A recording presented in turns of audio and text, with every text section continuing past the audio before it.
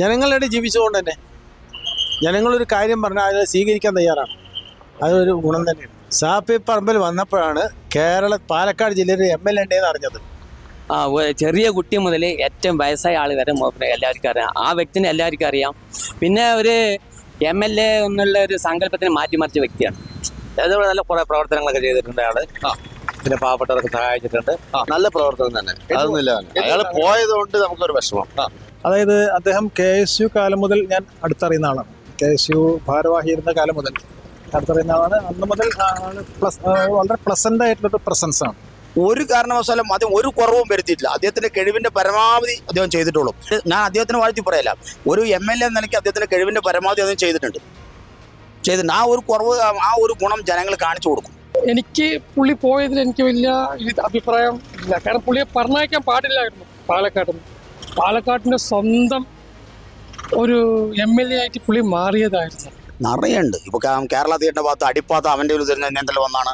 അതുപോലെ തന്നെ കൽപ്പാത്തി തേര് എക്കാലത്തും ഇടക്കിടക്ക് വൈദ്യുതിയുടെ തടസ്സമാണ് ഈ തേര്. ഷാഫി പറമ്പലിന്റെ നല്ല ഇതായിരുന്നു ഇവിടെ നടന്നിട്ടുണ്ടായിരുന്നത്. നല്ല പെർഫോമൻസ് ആണ്, നല്ല ആക്ഷനാണ് നടന്നിട്ടുണ്ടായിരുന്നത്. MLA എന്നുള്ളൊരു പ്രസൻസ് ഉണ്ടാക്കിയിട്ടുള്ള, എല്ലാവരുടെ ഇടയിൽ ഒരു ഇമ്പാക്ട് ഉണ്ടാക്കിയിട്ടുള്ള ഒരു ജനപ്രതിനിധിയായിട്ടാണ് ഞാൻ വിലയിരുത്തുന്നത്. ജനകീയതയുണ്ട്. അതാണ് ജനകീയൻ എന്ന് പറയാവുന്ന അപൂർവം നേതാക്കളിൽ, പ്രത്യേകിച്ച് യുവ നേതാക്കളിൽ അഗ്രഗണ്യനാണ്. അങ്ങനെ വേണം പറയാം, ഉറപ്പായിട്ട് പറയാം. അപ്പൊ അത് നമ്മള് എങ്ങനെ ജനങ്ങളോട് പെരുമാറണം എന്ന് വ്യക്തമായി അറിയുന്ന ഹൃദയത്തിലേക്ക് പാത വെട്ടുന്ന പ്രയോഗമുണ്ട്. അത് സാധ്യമാവുക അപൂർവം ചിലർക്ക്. അതിനാണ് നിങ്ങൾ അഗ്രഗണ്യൻ എന്ന് പറയുന്നത്. അത് അഗ്രഗണ്യൻ എന്ന് പറയുന്നത് എല്ലാ അർത്ഥത്തിലും. നമസ്കാരം. 13 വർഷത്തോളമാണ് ഷാഫി പറമ്പിൽ പാലക്കാട്ട് MLA ആയിട്ടിരുന്നത്. പാലക്കാട്ടിലെ പല ആളുകളൊക്കെ MLA നഷ്ടപ്പെട്ടു എന്ന് വലിയ സങ്കടത്തോടെ പറയുന്നുണ്ട്. ആരായിരുന്നു പാലക്കാട്ടുകാർക്ക് ഷാഫി പറമ്പിൽ? ഇനി ജനങ്ങൾ പറയട്ടെ.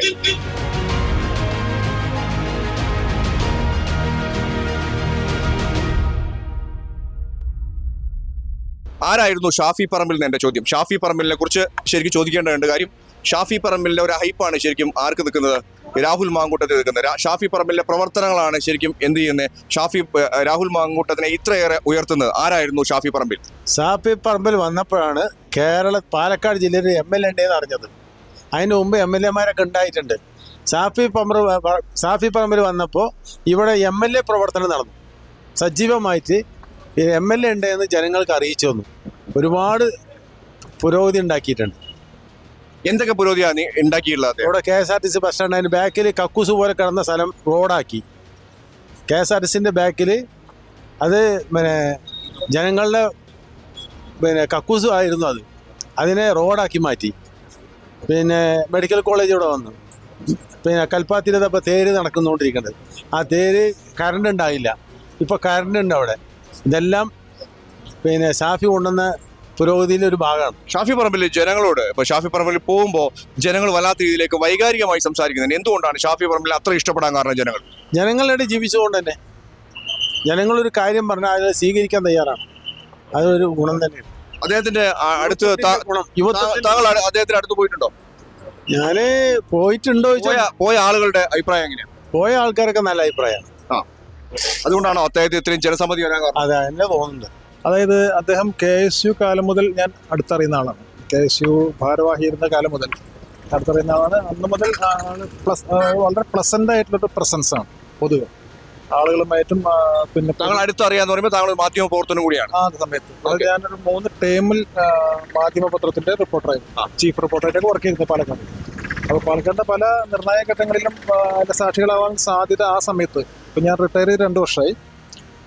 പക്ഷെ അന്ന് ഫസ്റ്റ് ടൈമിൽ ഷാഫി മത്സരിക്കുമ്പോൾ അതിന് ശേഷവും ഒക്കെ കോണ്ടാക്ട്സ് ഉണ്ടായിരുന്നു. ഇപ്പോൾ കുറച്ച് കാലമായിട്ട് പിന്നെ ഇല്ല. കാരണം തൃശ്ശൂർ ആയതുകൊണ്ട്, പുള്ളി കൂടി ആയതുകൊണ്ടുള്ള സംഗതി. പക്ഷെ ആ സമയത്തൊക്കെ ഈ അദ്ദേഹം പറഞ്ഞ, സജിതിൽ പറഞ്ഞ ഒരു അഭിപ്രായം തന്നെ എനിക്കുള്ളത്. ഇപ്പോൾ KK ദിവാകരനായിരുന്ന സമയത്തും അതിന് മുമ്പുള്ള ആളുകൾ ഇവിടെ അത്യാവശ്യം നന്നായി ചെയ്തിട്ടുണ്ട്. സ്വാമി ഉണ്ടായ സമയത്ത് കുറേ കാലത്തോളം ഇവിടെ ഉണ്ടായിരുന്നു. ഇവിടെ ഒരു എന്താ പറയുക, അതങ്ങനെ പോയൊരു കാലമാണ്. ഇപ്പോൾ പാലക്കാടിന് എനിക്ക് പാലക്കാടുമായിട്ട് എൻ്റെ ബന്ധം ഏതാണ്ട് ഒരു 7-8 വയസ്സ് മുതലുള്ള ബന്ധമാണ്. പാലക്കാട് ഇന്ന് കാണുന്ന പാലക്കാടല്ല, അന്ന് കോട്ടമംഗലത്തിനുള്ളിൽ കൂടി ബസ് വരും. അന്ന് അക്കാലം മുതലുള്ളൊരു ബന്ധം പാലക്കാടുണ്ട്. അപ്പം അന്ന് നോക്കിക്കാണുമ്പോൾ കേരളത്തിലെ ഏറ്റവും കൂടുതൽ വികസിക്കേണ്ടായിരുന്നൊരു ജില്ല പാലക്കാടായിരുന്നു. ഓട്ടോറിക്ഷ ആദ്യം വന്ന ജില്ലകളിലൊന്നാണ് എറണാകുളത്തും പാലക്കാടും. അത് തമിഴ്നാടിൻ്റെ അടുത്ത് നിൽക്കുന്നു. എന്തുകൊണ്ടോ ഞങ്ങൾ പലപ്പോഴും സംസാരിക്കാറുണ്ട്, ഞാൻ പലപ്പോഴും എഴുതിയിട്ടുണ്ട്. അതനുസരിച്ചിട്ടുള്ള ഒരു വികാസം ഇവിടെ ഉണ്ടായിട്ടില്ല. ആ അർത്ഥത്തിൽ നോക്കുമ്പോൾ ഇവിടുത്തെ ജനപ്രതിനിധികളുടെ ഒരു പക്ഷേ അവരുടെ പൊളിറ്റിക്കലായിട്ടോ അവരുടെ വ്യക്തിപരമായിട്ടുള്ള പിന്നെ എന്താ പറയുക ആ അർത്ഥത്തിലുള്ള കാഴ്ചപ്പാടില്ലായ്മ എന്ന് പറയുന്നില്ല, ഇടപെടലില്ലായ്മയോ പല കാരണങ്ങളുണ്ടാവും. താങ്കൾ നോക്കുമ്പോൾ ആ ഒരു അവസ്ഥ വെച്ച് നോക്കുമ്പോൾ പ്രവർത്തിച്ചിട്ടുണ്ട്. ഓക്കെ, അതാണ് എൻ്റെ ഒരു അനുഭവം. അത്രയും പോരെ. തീർച്ചയായും ഒരു മാധ്യമപ്രവർത്തകൻ എന്നതിനപ്പുറത്തേക്ക് ഒരു മാധ്യമപ്രവർത്തകൻ തന്നെ ഈ വർക്ക് ചെയ്ത് ഈ രീതിയിലേക്ക് പാലക്കാട് വർക്ക് ചെയ്തിരുന്ന ഒരു മാധ്യമപ്രവർത്തകൻ ഷാഫി പറമ്പിലിനെ കുറിച്ച് പറയുമ്പോൾ അത് അദ്ദേഹത്തിന് വ്യക്തമായി പറയാൻ കഴിയും എന്നുള്ളതാണ്. അതാണ് ഞാൻ അടുത്ത് നോക്കിന്ന് കണ്ടിട്ടുള്ള, അടുത്തുനിന്ന് നിരീക്ഷിച്ചിട്ടുള്ള ഒരു നിരീക്ഷണമാണ്. കഴിഞ്ഞ കുറച്ച് കാലങ്ങളായിട്ട് ലാസ്റ്റ് ടൈമിൽ നിന്ന് ഞാൻ ഇവിടെ അങ്ങനെയല്ല അകലെ നിന്നുള്ള വീക്ഷിച്ചിട്ടുള്ളതാണ്. അത് തുടക്കം മുതൽ കുറച്ച് പിന്നൊക്കെ നമ്മൾ അടുത്തുനിന്ന് വീക്ഷിക്കാനുള്ള സാഹചര്യം ഉണ്ടായിട്ടുണ്ട്. ഓക്കെ, ആ ഒരു സാഹചര്യം വെച്ചിട്ടും പിന്നീടുള്ള അവരുടെ പ്രവർത്തനങ്ങൾ പൊതുവെ വിലയിരുത്തല്ലോ ഓരോ ജില്ലയുടെയും. അതുകൊണ്ട് തന്നെയാണ് ഷാഫി പറമ്പിലിനെ വല്ലാത്ത രീതിയിലേക്ക് പാലക്കാട് ജനകീയതയുണ്ട്. അതാണ് ജനകീയൻ എന്ന് പറയാവുന്ന അപൂർവം നേതാക്കളിൽ, പ്രത്യേകിച്ച് യുവ നേതാക്കളിൽ അഗ്രഗണ്യനാണ്. അങ്ങനെ വേണം പറയാം. ഉറപ്പായിട്ട് പറയാം. കാരണം സ്വീകാര്യത എന്നുള്ള എളുപ്പമുള്ള കാര്യമല്ല. അപ്പൊ അത് നമ്മള് എങ്ങനെ ജനങ്ങളോട് പെരുമാറണം എന്ന് വ്യക്തമായി അറിയുന്ന ഹൃദയത്തിലേക്ക് പാത വിട്ട് അത് പ്രയോഗമുണ്ട്. അത് സാധ്യമാവുക അപൂർവം ചിലർക്ക്. അതിനാണ് നിങ്ങൾ അഗ്രഗണ്യൻ എന്ന് പറയുന്നത്. അത് അഗ്രഗണ്യം എന്ന് പറയുന്ന എല്ലാ അർത്ഥത്തിലും. അഗ്രഗണ്യം എന്ന് പറയുമ്പോൾ ആദ്യം പരിഗണിക്കേണ്ടവൻ എന്ന അർത്ഥത്തിൽ എന്നാണല്ലോ അഗ്രഗണ്യൻ, അറ്റത്ത് എന്നുള്ള അഗ്രം ആ അർത്ഥത്തിൽ നോക്കുമ്പോൾ അത്രത്തോളം ഡീറ്റെയിൽസ് എന്ന് പറഞ്ഞില്ലെങ്കിൽ തന്നെയും നമ്മൾ ആ പ്രയോഗം കൊണ്ട് ഉദ്ദേശിക്കുന്നത് അങ്ങനെ മുൻനിരയിൽ നിർത്താൻ പറ്റുന്നതിൽ ഏറ്റവും മുമ്പിൽ നിൽക്കാൻ സാധ്യതയുള്ള ആളുകൾ. അതാണ്. ഓക്കെ, എന്റെയും പാലക്കാട് ജനങ്ങളും തീരുമാനിച്ചത് UDF തന്നെയാണ്. എന്തുകൊണ്ടെന്ന് പറഞ്ഞാൽ വെറുപ്പിന്റെ രാഷ്ട്രീയത്തോട് ജനം ഒരിക്കലും അംഗീകരിക്കില്ല. ഭാഷയുടെ പേരിൽ, ഭക്ഷണത്തിന്റെ പേരിൽ, നിറത്തിന്റെ പേരിൽ അവർ എന്തിനല്ല ഭാഷയുടെ പേരിലൊക്കെ എതിർക്കുക എന്ന് പറഞ്ഞാൽ അറബിന്റെ സ്വരം കേട്ട അപ്പോൾ തീവ്രവാദം വെച്ച് ചിത്രീകരിക്കുക. അങ്ങനത്തെ ഒരു വെറുപ്പുള്ള ഒരു വർഗത്തിന് ജനാധിപത്യത്തിൽ വിശ്വസിക്കുന്നു. അവൻ നാനത്വത്തിൽ ഏകത്വം എന്ന് പറയുന്ന ഇന്ത്യയുടെ സംസ്കാരത്തെ അംഗീകരിക്കുകയും വിശ്വസിക്കുകയും ചെയ്യുന്ന ഒരു ജനങ്ങളും. ഷാഫി പറമ്പിൽ എങ്ങനെയായിരുന്നു ഡെവലപ്മെന്റ്? ഒരു കാരണവശാലും അത് ഒരു കുറവും വരുത്തിയിട്ടില്ല. അദ്ദേഹത്തിന്റെ കഴിവിന്റെ പരമാവധി അദ്ദേഹം ചെയ്തിട്ടുള്ളൂ.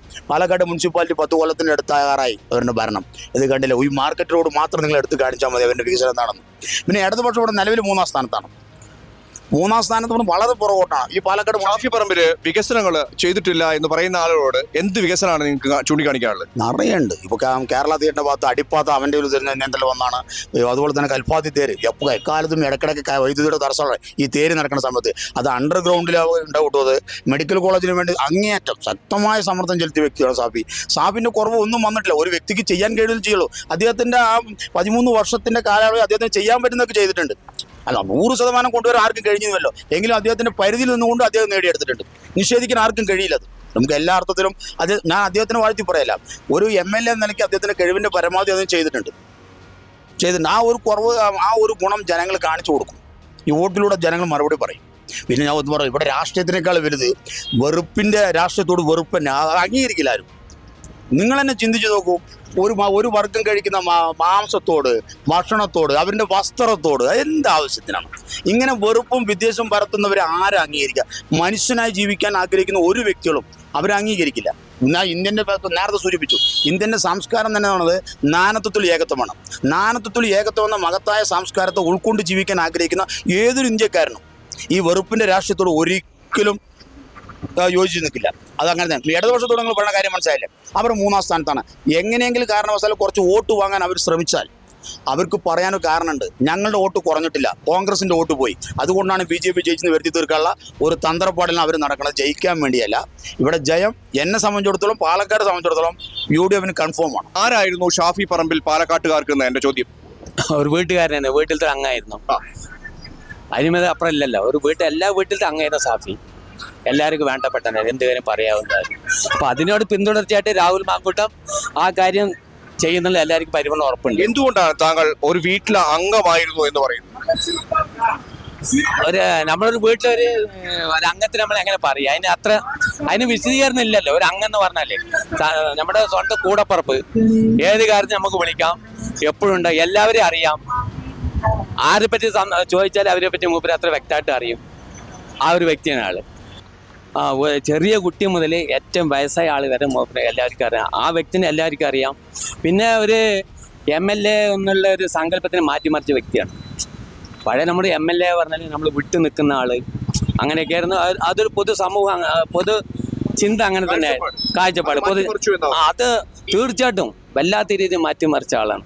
കാരണം നമ്മൾ പിന്നെ യുവാക്കളുടെ ഇടയിൽ ജീൻസും ഇതൊക്കെ ഇട്ട ആ ഒരു ചിന്തയുണ്ടല്ലോ ചെറുപ്പക്കാരെ എൻ്റെ ഇടയിൽ. ഇപ്പോൾ ഒരു ഭാഗത്ത് മറ്റേ ആര് യാത്ര ചെയ്യുകയാണെങ്കിലും ഇപ്പോൾ സാഫിൻ്റെ ഒരു പ്രസംഗം കേൾക്കുകയാണെങ്കിൽ അവിടെ നിർത്തിയിട്ട് പോവുള്ളൂ.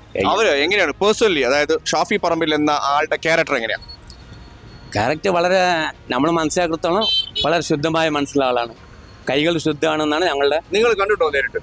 അയാളെ കണ്ടിട്ടുണ്ട്. എങ്ങനെയാണ് താങ്കളുടെ പെരുമാറ്റം എങ്ങനെയാ? അവരുടെ പെരുമാറ്റം എങ്ങനെയാ താങ്കൾ? വളരെ ഞാൻ പറഞ്ഞില്ലേ, ഒരു വീട്ടിലത്തെ അങ്ങനെ നമ്മൾ എങ്ങനെ പെരുമാറുന്ന ആ രീതിയിൽ പെരുമാറിയിട്ടുള്ളത്.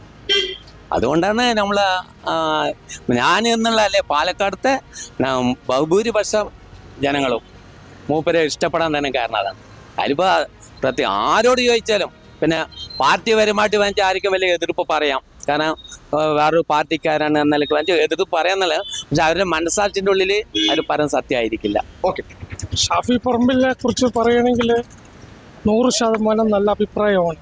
ഒരു രാഷ്ട്രീയക്കാരൻ എന്ന നിലയ്ക്ക് ഒരു വ്യക്തിത്വം വെച്ച് നോക്കുമ്പോൾ ഏറ്റവും നല്ല വ്യക്തിയാണ് രാഷ്ട്രീയത്തിൽ ഷാഫി പറമ്പിൽ. അതിൽ അങ്ങനെ പറയുന്നത് കാരണം പുള്ളി പല കാര്യങ്ങളിലും ഇടപെടുന്നത് രാഷ്ട്രീയം നോക്കിയിട്ടല്ല, മതം നോക്കിയിട്ടല്ല. ഒരു സഹായം എന്ന നിലയ്ക്ക് എനിക്ക് പേഴ്സണലായിട്ട് പുള്ളിയെ അറിയാം. ഞാൻ രാഷ്ട്രീയക്കാരനല്ല, ഞാൻ രാഷ്ട്രീയപരമായിട്ട് സംസാരിക്കുന്ന വ്യക്തിയുമല്ല, പക്ഷെ എനിക്ക് ചില വ്യക്തികൾ ഇഷ്ടമാണ്. അതിലൊരു വ്യക്തിയാണ് ഷാഫി പറമ്പിൽ. അദ്ദേഹം പാലക്കാടിന് എനിക്ക് പുള്ളി പോയതിൽ എനിക്ക് വലിയ അഭിപ്രായം ഇല്ല. കാരണം പുള്ളിയെ പറഞ്ഞയക്കാൻ പാടില്ലായിരുന്നു പാലക്കാടിന്. പാലക്കാടിൻ്റെ സ്വന്തം ഒരു MLA ആയിട്ട് പുള്ളി മാറിയതായിരുന്നു. പല കാരണങ്ങളും കൊണ്ടും പുള്ളി എനിക്ക് അറിയുന്നത് കൊണ്ടും പുള്ളി ചെയ്ത കാര്യങ്ങൾ എനിക്കറിയാം. അതുകൊണ്ടാണ് അദ്ദേഹത്തിനെ കുറിച്ച് അങ്ങനെ പറയാൻ കാരണം. പക്ഷെ ഇവിടുന്ന് പോയത് വലിയ തെറ്റായി പോയെന്ന് ഞാൻ ചിന്തിക്കുന്ന വ്യക്തിയാണ്. നമുക്ക് നല്ലൊരു MLA ആണ് നഷ്ടപ്പെട്ടത്. എന്തൊരു കാര്യത്തിന് ഓടിപ്പോയിട്ട് പുള്ളിയോട് സഹായം ചോദിച്ചു കഴിഞ്ഞാൽ ഏത് പാതിരാത്രിയാണെങ്കിലും പുള്ളി.